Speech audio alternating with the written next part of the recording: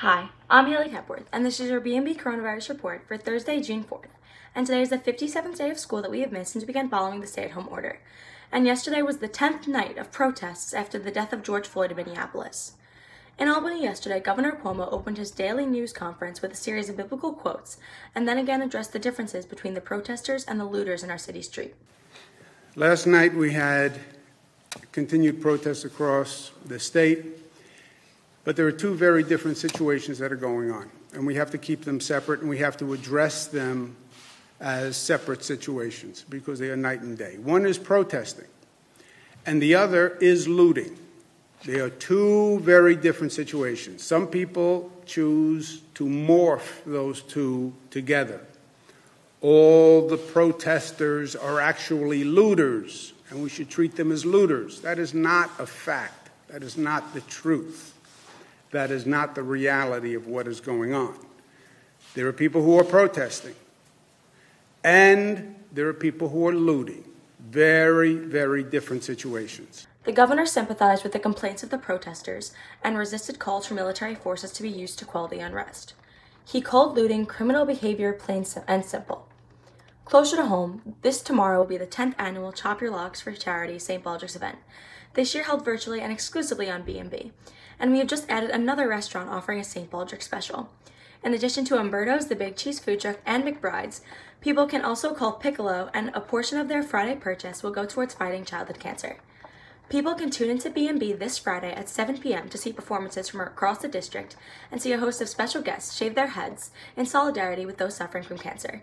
Rumor has it Mr. A will be one of these celebrity shavees. Not sure which Mr. A, so you'll just have to tune in to see. Now to see what's going on in your neighborhood, here are the BMB reporters from around the district. Hi, I'm Brandon Hislop from BMB. Something that I'll remember from this school year would be that obviously this is the Corona school year. I didn't get to finish out my junior year in high school, but got to finish it out online. And lessons that I've learned since March 13th just has been, just take everything that you have.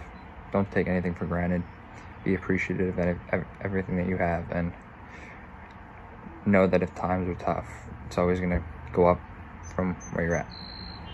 From BMB, I'm Brandon Hislop.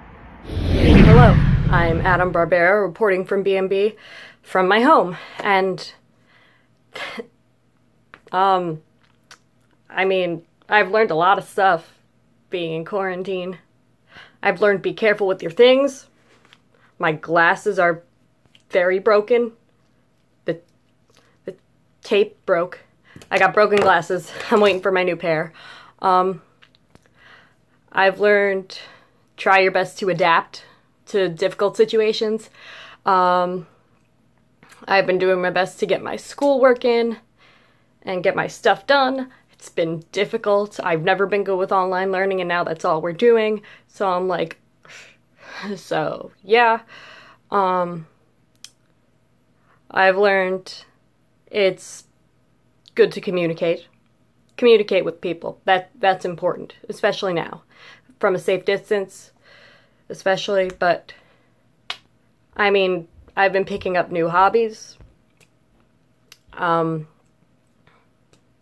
Yeah. So I miss everyone, and stay safe. Adam Barbera from BMB. I'm Morgan Hafke from Oakfield Avenue, reporting for BMB. School's almost over, and so many of us can't wait for summer. This has been a difficult year for all of us due to the pandemic, and though things aren't easy, we will continue to work hard during these trying times. I think that all of us will remember this year in COVID-19, but it is also important to remember what we've learned this year. We have learned to care more for others and their safety, and how to work together as a community to see this pandemic through. Even though the coronavirus has done horrible things to many, we must carry with us the lessons that we have learned and continue to use them over this year. The coronavirus has shown us that we are not alone when things get bad, and continue to persevere and do what we can do to continue living our lives in a safe way. From Oakfield Avenue, I'm Morgan Hafke. Stay safe out there, Mepham. Thanks, guys. Coronavirus has certainly played havoc with us here in high school, impacting the plans of the class of 2020, as well as all grades here at Mepham. But high school graduates are not the only ones impacted. Around Bellmore, there are hundreds of elementary school students planning to move up to middle school, without having a chance to say goodbye to the elementary schools they've called home for the last few years. For more on how COVID-19 is impacting the current 6th graders, here's BMB's Spencer Mattis. The coronavirus pandemic has impacted the graduation and transition process of every class of 2020, regardless of what next step they're taking. In this video, we're going to take a look at elementary school graduates and how they're coping with the shutdown. The shift from elementary to middle school is one of the most important transitions of a student's academic journey. These kids will now have regimented bell schedules, move between multiple classes, and learn to manage the menacing lockers. Without a traditional orientation, this imperative shift in learning environments will be unique. Fortunately, we were able to have the 8th grade peer leaders come over because it was earlier in the year. The students were scheduled to go over to Grand Avenue in April, so that obviously couldn't happen. So we have actually set up for tomorrow James Malika and Chris Riccardi, who are 2 of the assistant principals at Grand Avenue, joining the Google Meets with our 6th graders. And they're going to present the slideshow that they typically would have seen when they went for their visit. They're going to present that to them during their Google Meet. This will be a monumental part of these kids' academic journeys. So how are they preparing for middle school without a traditional orientation process?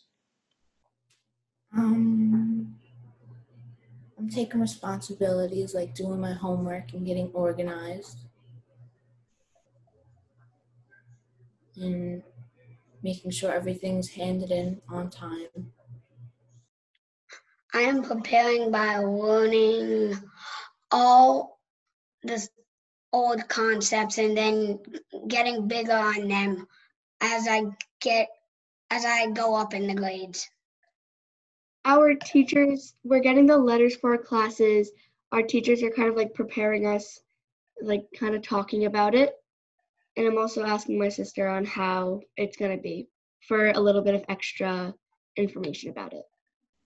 Regardless of the obstacles, these students will have the support of their family, friends, and faculty as they make this journey. At this point, it's not a matter of if these kids will make the transition, but when the schools will open up to welcome them. For BMB, I'm Spencer Mattis. So that will do it for another episode of the Daily Report. Be sure to tune in tomorrow and to tune in for the morning announcements, the Daily Report, and of course at 7 p.m. for St. Baldrick's. To the members of our community and of our family who are struggling today, know that you are not alone. And for BMB, I'm Haley Hepworth.